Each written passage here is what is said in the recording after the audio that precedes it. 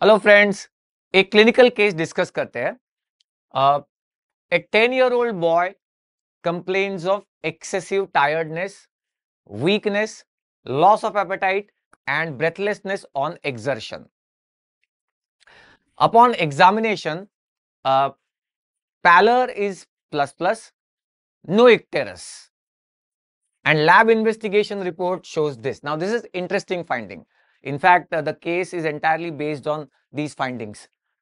Hemoglobin 8.5 grams percent, PCV 32%, MCV 60 cubic microns, colour index 0.7। अब interesting part शुरू हो रहा है।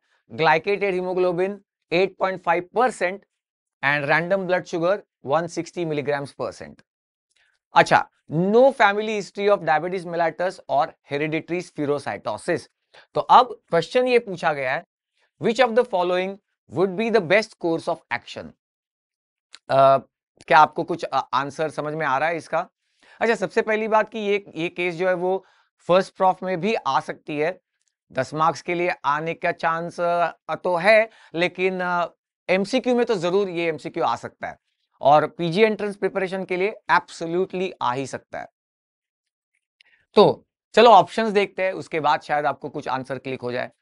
स्टार्ट इंसुलिन, और start oral iron and perform oral glucose tolerance test later if required, या फिर wait and watch and repeat the investigations later, या फिर start oral antidiabetic and injection B12। तो क्या आपको कुछ समझ में आ रहा है, और आप कुछ आंसर आपके मन में आ रहा हो तो आप अभी दे सकते हो। वैसे आंसर ये है इसका, start the oral iron and perform the oral glucose tolerance test little later। क्यों? चलो समझने की कोशिश करते हैं। पहले तो ऑप्शंस को ही रूल आउट कर सकते हैं क्या, वो देखेंगे। जनरली अक्सर ऐसा होता है कि अगर आपको कुछ चीजें पता नहीं है तो आप रूल आउट करके भी आंसर तक पहुंच सकते हो। Start insulin, will it be the best course of action? देखो ये ऑप्शन में क्यों है समझो। एक तो 10-year-old boy, as always matters. हाँ, मतलब जब आपको क्लिनिकल केस में एज दिया जाता है उसे कभी इग्नोर मत किया करो। एज रिलेटेड डिसीजेस का प्रोफाइल होता है, तो उसके लिए अभी 10-year-old बॉय है, और ये सारे सिम्टम्स जो है वो डायबिटीज में भी होते हैं। टायर्डनेस है, एक्सेसिव फटिगेबिलिटी, लॉस ऑफ एपेटाइट है, तो ये डायबिटीज में भी होता है। और क्योंकि 10-year-old बॉय है तो इंसुलिन डिपेंडेंट डायबिटीज मेलाइटस, ये तो आपको पता होगा कि जुवेनाइल ऑनसेट होता है वो इंसुलिन डिपेंडेंट या टाइप 1 डायबिटीज मेलाइटस। तो ऑब्वियसली इसलिए उन्होंने ऑप्शन दिया है start insulin. Is that the correct way of proceeding? No, क्योंकि एक फाइंडिंग, वन टाइम फाइंडिंग के ऊपर आप इंसुलिन स्टार्ट करने का इतना बड़ा डिसीजन ले नहीं सकते। आपको रिपीट टेस्ट करवानी होंगी, ब्लड शुगर, मतलब fasting, post prandial, glycosylated haemoglobin भी, ग्लाइकेटेड हीमोग्लोबिन फिर से रिपीट करना होगा, और रैंडम शुगर एटसेट्रा। तो इतना स्टार्ट इंसुलिन वाला by labelling the case as type 1 DM, ये आप इतना जल्दी नहीं ले सकते हो। अच्छा, wait and watch and repeat the investigations later. Wait and watch क्यों? ऑलरेडी हीमोग्लोबिन और बाकी सारे पैरामीटर्स दिखा रहे हैं कि ये अनीमिया है। पैलर भी था, हीमोग्लोबिन भी अनीमिया की तरफ इशारा कर रहा है, तो क्यों वेट एंड वॉच? आप ओरल आयरन तो स्टार्ट कर ही सकते हो, तो wait and watch and repeat investigation, और उसको सिम्टम्स भी है, breathlessness, tiredness, loss of appetite, तो वेट एंड वॉच तो नहीं बनता, एंड देयरफॉर इसको रूल आउट कर दिया। Start oral anti diabetic and injection B12। B12 मतलब मेगालोब्लास्टिक अनीमिया सस्पेक्ट किया है। अनीमिया तो है, इतना तो अभी समझ में आ रहा है। B12 क्यों स्टार्ट करना कि चलो मेगालोब्लास्टिक अनीमिया अगर है तो वो एक पॉसिबिलिटी है, और उसकी वजह से मेगालोब्लास्टिक अनीमिया अगर है तो हीमोलाइसिस भी होगा, और हीमोलाइसिस होगा तो इक्टेरस दिखेगा, और बाकी सारी चीजें भी हो सकती है। लेकिन वैसी कोई पॉसिबिलिटी यहां लग नहीं रही है। क्यों? क्योंकि पीसीवी, एमसीवी वो मेगालोब्लास्ट की तरफ इशारा कर ही नहीं रहे हैं। तो ये हीमोलाइटिक अनीमिया नहीं है, क्योंकि हीमोलाइसिस अगर एक्सेसिव होता तो इक्टेरस होता और बाकी दूसरे फीचर्स होते, और मेगालोब्लास्टिक भी नहीं है क्योंकि पीसीवी वगैरह जो अभी हम डिस्कस करेंगे। तो इसलिए ये most probably iron deficiency anaemia है। तो चलो अब थोड़ा सा डिटेल में और इसको समझने की कोशिश करते हैं इस केस को। See, no family history of diabetes mellitus.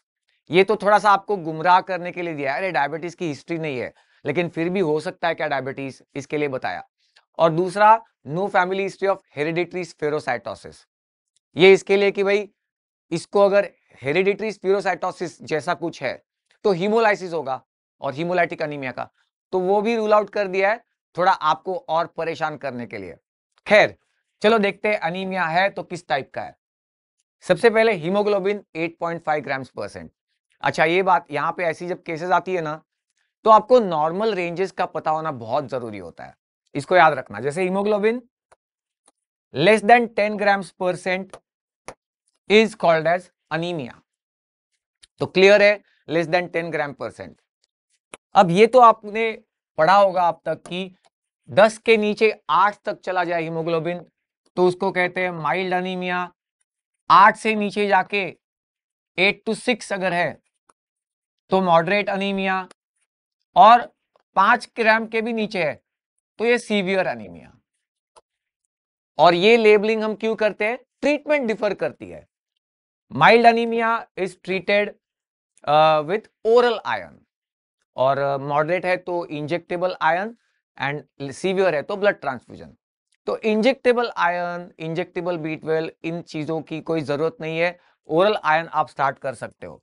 अच्छा अनीमिया एस्टेब्लिश कर लिया, किस टाइप का है तो जरा बाकी चीजों पे भी नजर मारते हैं।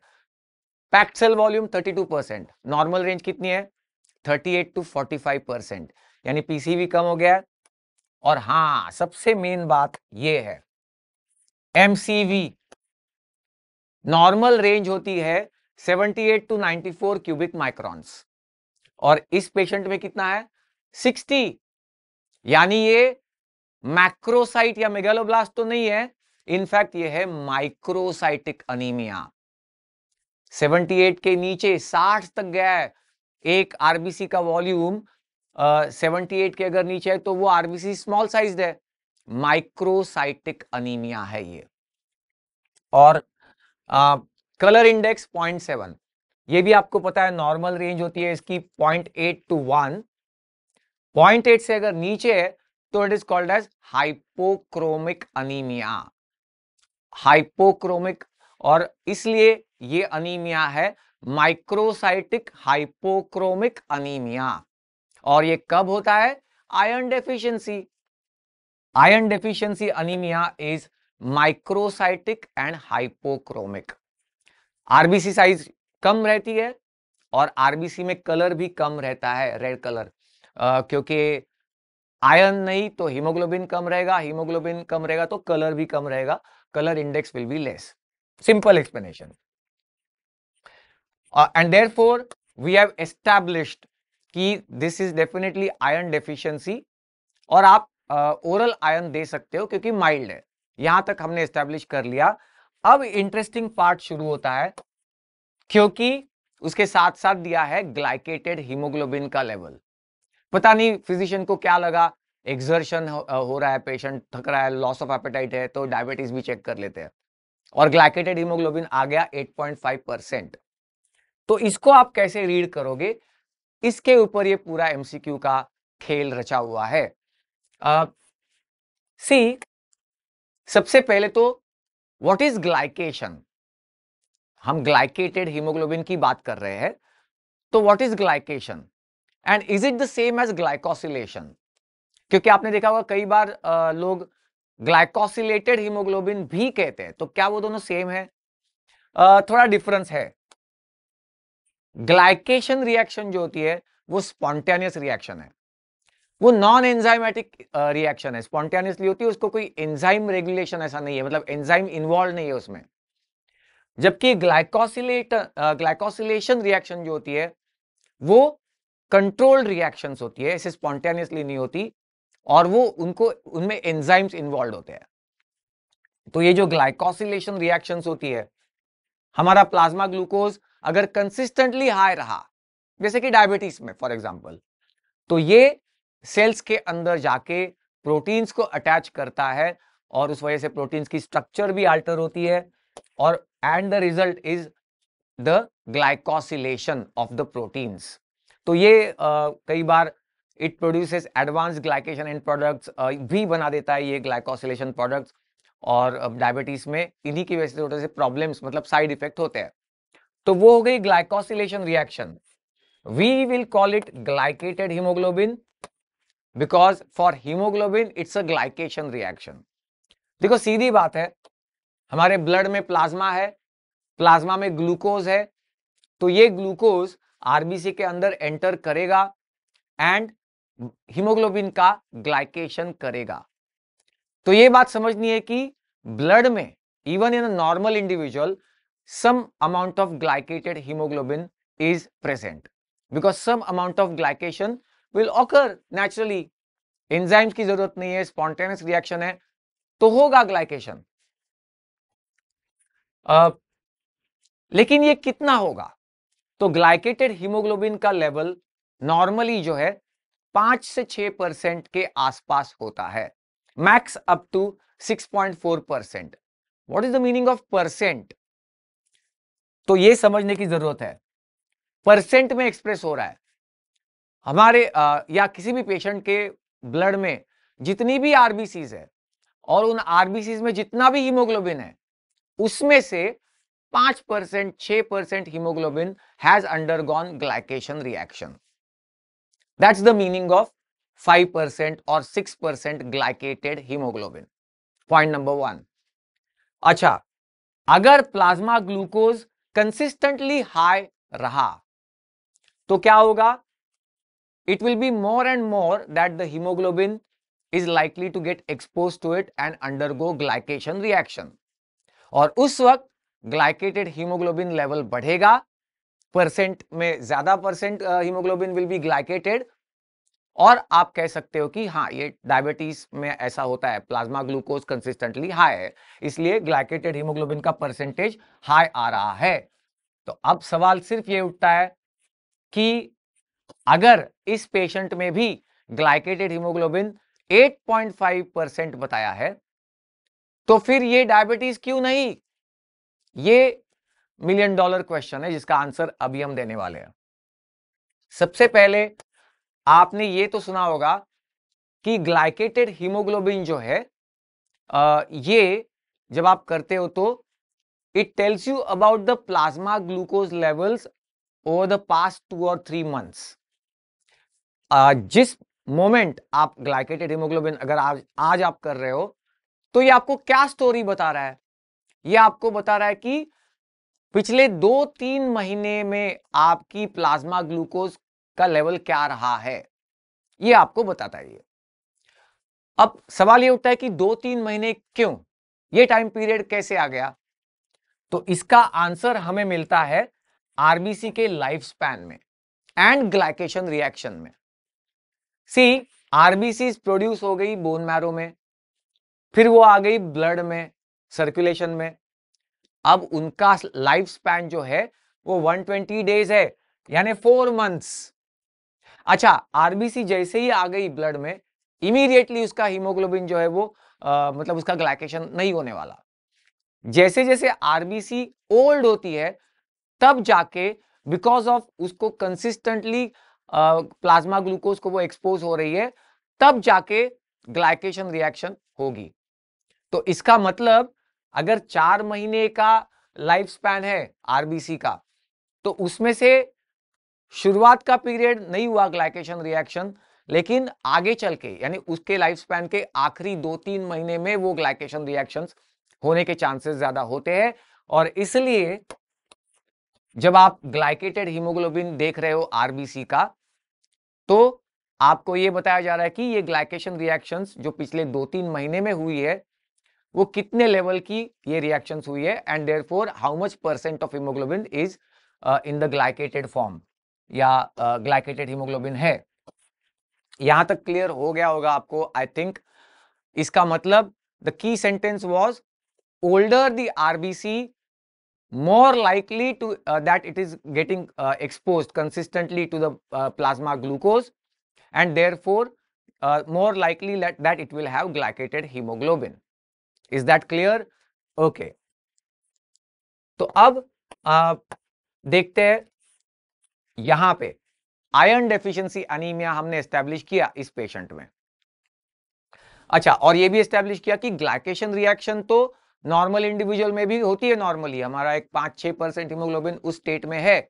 आरबीसी जितनी ओल्डर आरबीसी थी उनके haemoglobin got glycated end therefore उतना लेवल होता ही है नॉर्मली। अच्छा, अभी ये यहाँ पे आयरन डेफिशिएंसी एनीमिया का पेशेंट है, और आयरन डेफिशिएंसी एनीमिया में क्या होता है? आयरन डेफिशिएंसी एनीमिया में आरबीसी का रेट ऑफ प्रोडक्शन जो है वो स्लो डाउन हो जाता है। आयरन ही नहीं है अवेलेबल, आयरन नहीं है, हीमोग्लोबिन नहीं बन रहा ठीक से, तो बोन मैरो का आरबीसी प्रोडक्शन का रेट स्लो डाउन हो जाता है। नई नई आरबीसीज ब्लड में आना एवरी 9 डेज वो नहीं हो पाता, मतलब उस नॉर्मल रेट में नहीं हो पाता। इसका मतलब पता है क्या है? इसका मतलब यह है कि at any given point of time आप अगर आरबीसी देखो ब्लड में आयरन डेफिशिएंसी एनीमिया में, तो ओल्डर आरबीसीज का परसेंटेज ज्यादा रहेगा at any given point of time. समझ रहे हो ना? नॉर्मली आरबीसीज हर 7 और 9 दिन में एरिथ्रोपोइसिस के बाद आ रही है ब्लड में, और ब्लड में ऑलरेडी ओल्डर आरबीसीज भी घूम ही रही है ना? तो ओल्डर आरबीसीज का एक फ्रैक्शन होता है सर्कुलेशन में at any given point of time.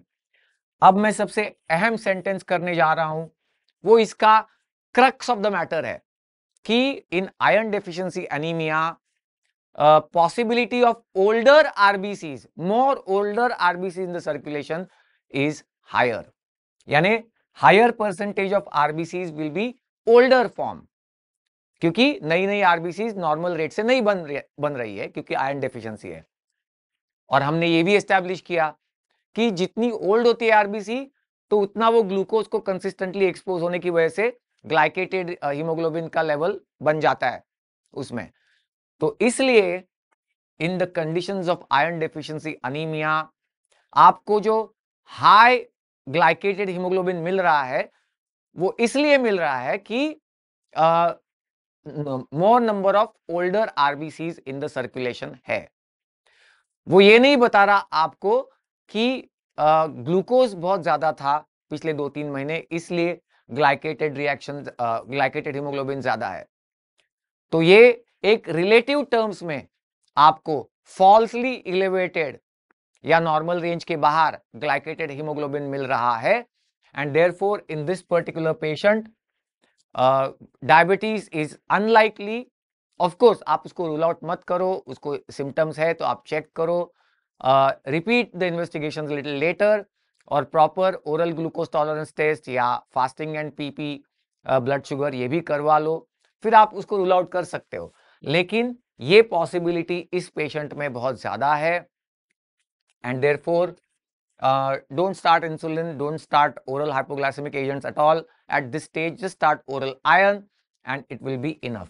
जाते जाते आपको और एक सवाल पूछ के मैं क्लोज करूंगा। अगर ऐसा आयरन डेफिशिएंसी अनीमिया में है तो what do you think will happen in haemolytic anaemias? अगर किसी को हीमोलाइटिक अनीमिया है तो उसमें ग्लाइकेटेड हीमोग्लोबिन का लेवल कितना मिलेगा? मतलब नॉर्मल इंडिविजुअल है तब भी, या डायबिटीज में तो हाई मिलता है, लेकिन अगर नॉर्मल इंडिविजुअल है हीमोलाइटिक अनीमिया है तो ग्लाइकेटेड हीमोग्लोबिन जो है वो लोअर साइड में मिलेगा, नॉर्मल रेंज में मिलेगा, या हायर देन नॉर्मल रेंज में मिलेगा? ये क्वेश्चन छोड़ के मैं जाता हूं। आई साइन ऑफ। आप कमेंट सेक्शन में जरूर इसका आंसर देना।